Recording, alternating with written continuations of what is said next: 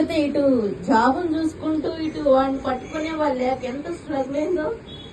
వేరే వాళ్ళు ఎవరైనా చెప్తే నేను దగ్గర నుండి ఎవరు చూడరు, కానీ నేను చూశాను మా అక్క స్ట్రగుల్ ఏంటో.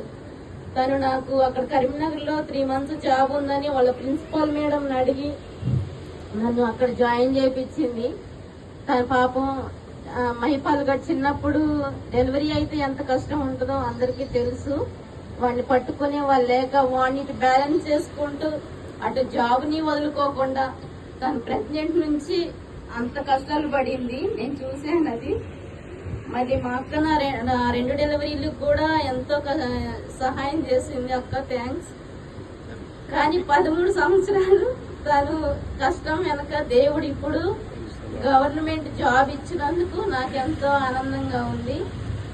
ఇంకా దాని గురించి చెప్పాలంటే ఈ రోజు సరిపోదు, చాలా స్ట్రగుల్ పడ్డది మా ఇంట్లో.